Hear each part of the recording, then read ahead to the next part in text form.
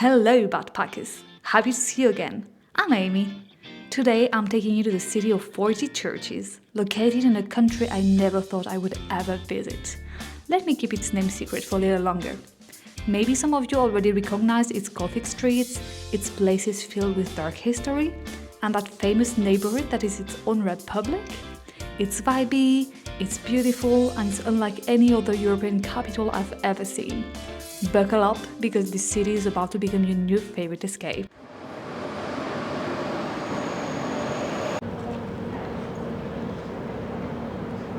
I'm officially at my door.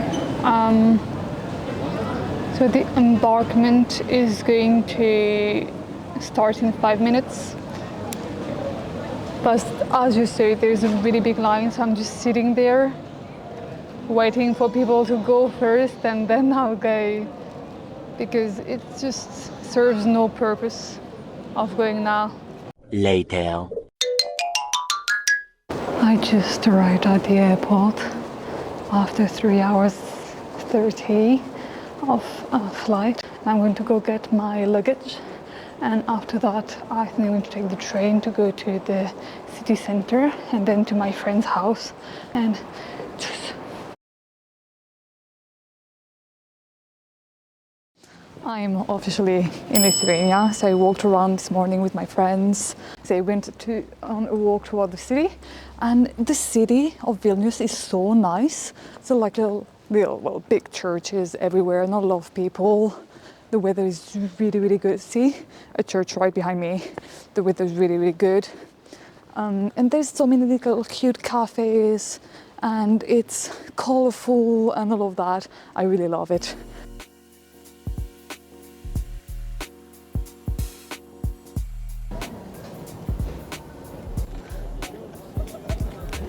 So my friend told me, we came here this morning, so he told me a little bit. This is the Jewish quarter. And look how pretty it is. You have a lot of little nooks and crannies everywhere where you can just discover stuff, and there's so much of it. We just walked through it this morning, but pretty sure you could stay like here 1 hour or even more just to explore everything.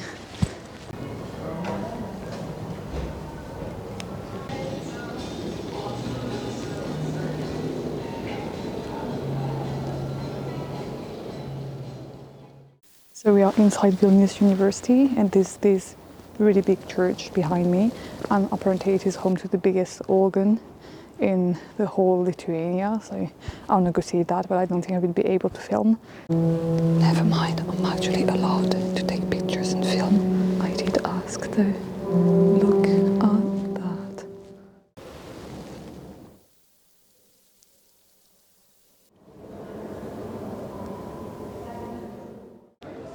You see over there, this is Gediminas Tower, and this is where I'm heading to. Here we go, up the hill. I already did that this morning, so it's my second time today, except this morning I didn't bring my camera because I was with my friend. To vulgarize a bit, Gediminas Tower is basically the last standing remnant of a massive castle that used to rule this hill. It's named after Grand Duke Gediminas, the guy who first fortified the city with wood. But the brick tower you can see now, that was finished by Grand Duke Vytautas in 1409. Today, it's a museum. For €8 you can head inside to check out medieval maps of the old city and some weaponry. Even if you don't visit the museum, the view and the tower are definitely worth it. Let me integrate in the little family. Yay! So this is me and Vilnius city behind me. Isn't it great? I think it's great.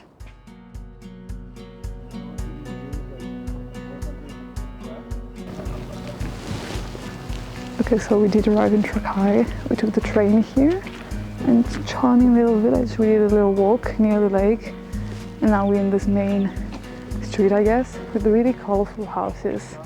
Our visit to Trakai Castle was quick but efficient. The walk to get there is really peaceful and nice, right next to the lake. We only saw the outside of the castle, as my friends told me the inside visit wasn't worth the price. They're locals, so I trusted them and I don't regret skipping the interior. However, if you're a history nerd, paying the 12 euros entrance fee might still be worth it for you.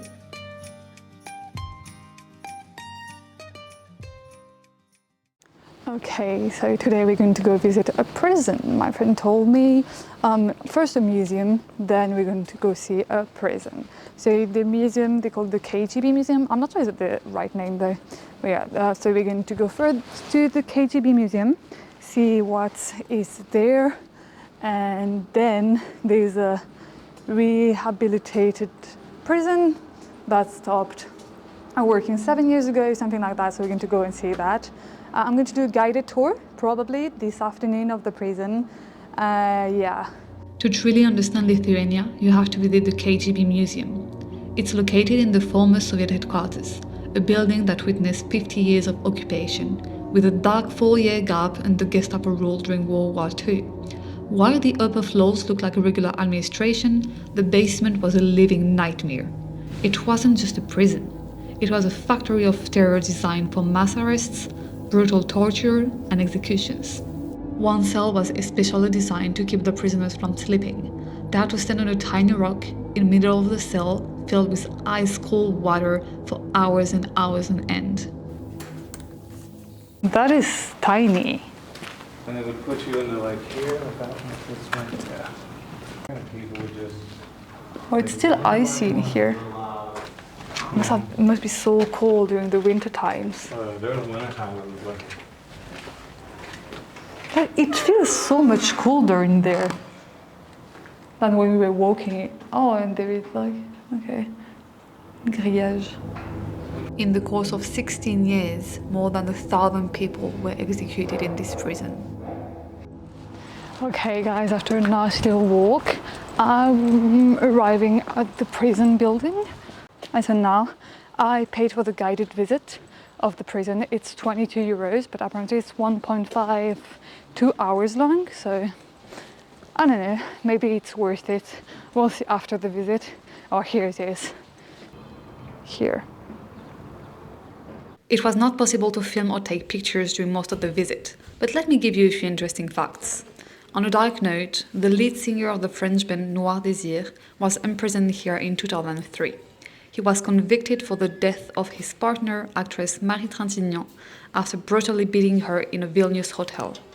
On a lighter note, because today has been really heavy, the prison is now a famous filming location. You might actually recognize it from season 4 of Stranger Things.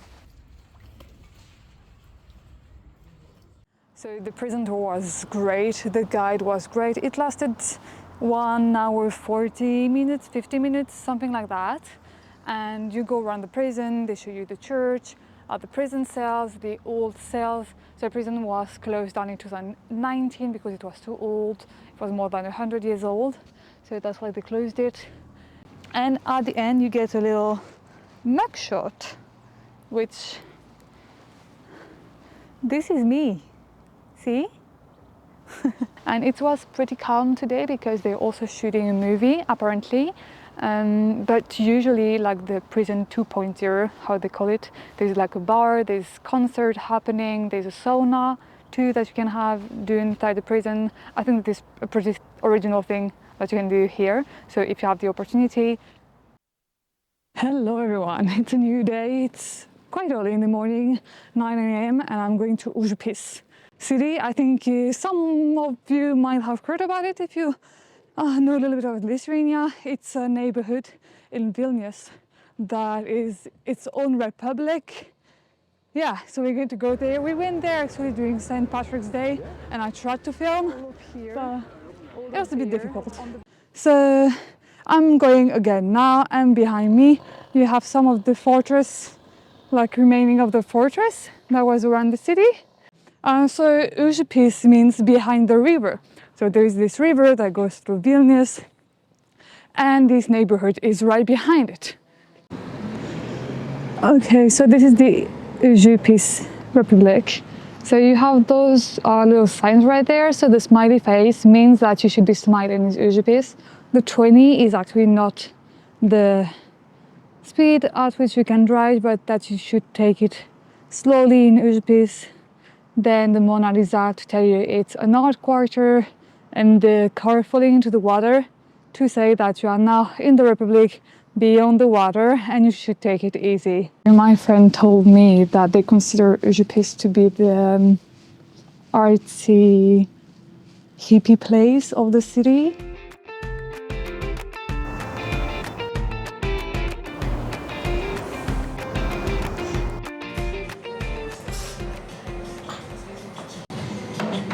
And this nice little coffee in Užupis. It's called Coffee One, and I really love the vibe.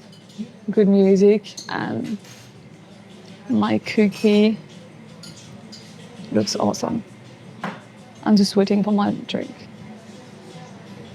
Thank you. Enjoy. Breakfast first.